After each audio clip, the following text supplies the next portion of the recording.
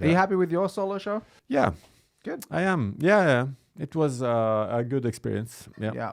And a fun thing, and also, yeah, I think it's a kind of growing thing for a comedian to do that, like to have to have done it and do it, and to aim for doing it, aim for the next one. You will get into a cycle of renewing yourself. Yeah. Yeah, because you have done the solo show, then you have to make another one. Exactly. How long have you been doing comedy for? 10 years. 10 years. And was that your first solo show? Yeah. Yeah, okay. Nice. And so how often do you think a solo show is likely then? Like every 2 years, every... I think for Dag Sørås, it's like every 1.5 year, but he's exceptional. Yeah. So for other people, I think like, or he probably does the solo show, the tour, and then he starts writing for 1 year, and then he makes, so he writes, or I don't know exactly, but he will intensely write for 1 year and then make the next one. But for other people, I don't know, like every second or every third year. But the Fringe circuit goes like, they make probably like every year, I guess 30-40 minutes. Oh, on yeah. a show. In Edinburgh. In Edinburgh, yeah. Yeah, I got it. Yeah. I gotcha. Yeah, okay. Yeah. Every year, 30 to 40 minutes. But Dag will do a show like more or less every year and a half. Yeah, but he or will do something. like 1.5 hour in this kind of time. So he writes like he's exceptional in writing a lot of good comedy. Yeah, okay. All right. Yeah. So he dedicates a lot of time to writing. Like he's I'm always trying to create new content, new material. Yeah, he's like really productive. Yeah, and makes quality stuff. Yeah. So you have to.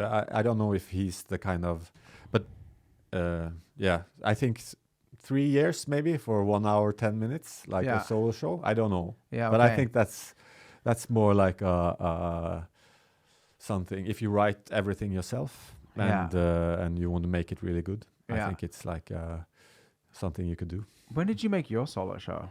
Because it was the pandemic was there and like... Yeah, it was a blend of old stuff and new stuff. Yeah. So it was like a mix of a theme of death. Yeah. So the old stuff I had on that theme.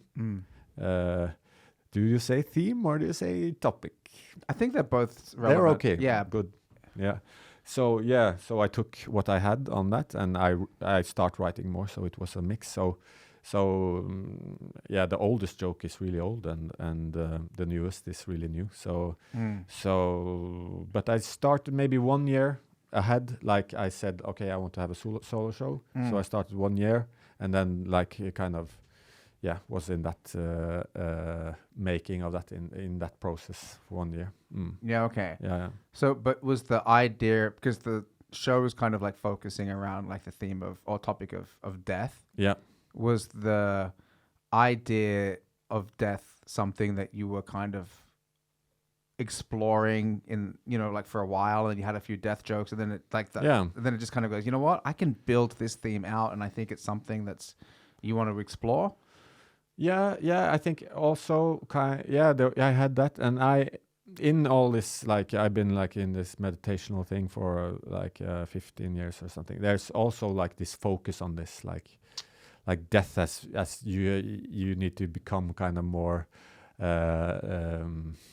accepting it more or something like. So it was this. It's also and it's also very taboo to like in our culture to talk about it. Yeah. And everything that is really taboo, there's a good room for comedy there. Yeah. And so I thought that was kind of what I wanted to do a little bit with the show as well. Yeah. Yeah, you're right. Death is such a taboo subject. Like I was talking to my son the other day. He's 5, and he was saying like, "Dad, I hope you never die." Yeah.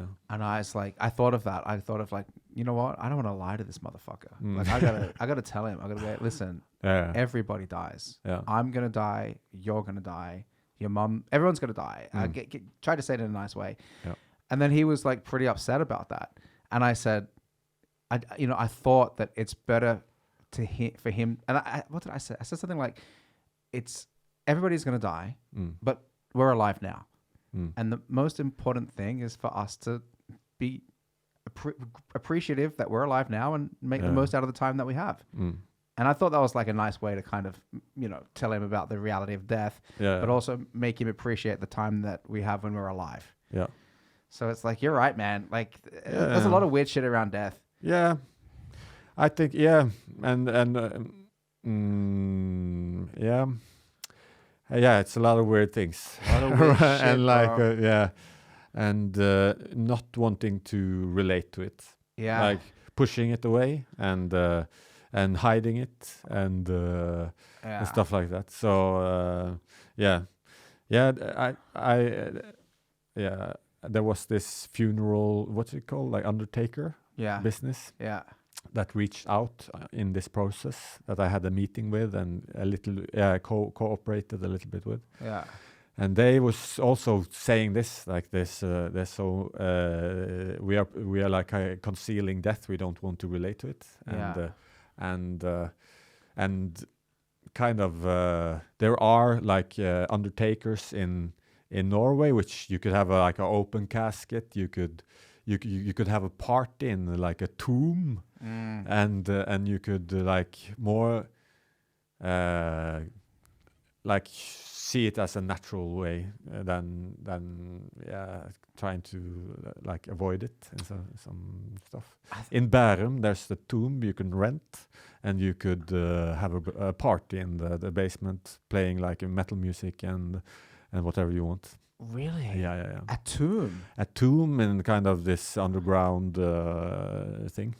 Wow. Yeah. Like, and what are they? Is it like a place where they have fucking funerals or something? They have, you will have like a casket there, or like, and you can do, you can have a kind of a gathering there. Dude, why didn't you do a solo show there? Are you gonna? Oh yeah. Right? Yeah, that would be better. Isn't? Yeah. I mean, you're still doing the show. I saw you doing it in Stavanger. Yeah. Stood at the tomb, bro. Isn't that awesome?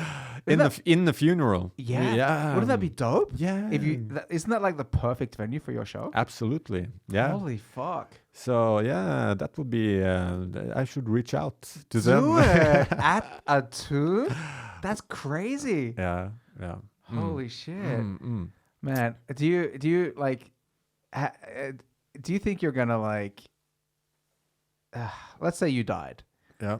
Are you gonna have comedians at your funeral? Like, you're gonna have like a celebration of your life through comedy, or is that a little bit too whack? Like comedians doing comedy in my funeral? Yeah, like I hope so. Right? I hope so. Yeah. Like in every way I die, I hope it's like a celebration at the end. Yeah. Like I hope it's like people go out. I don't want like go out drinking and please roast me. Right? in the Dude, and you're friends with some of the best comedians. Imagine that lineup. Yeah, it would be a good one. It would be an awesome one. Your funeral at the after party. Yeah. Fucking roasting, comedy. That's a better way to go. I think so. Yeah. And if they can piss down in the grave while for everyone can piss down.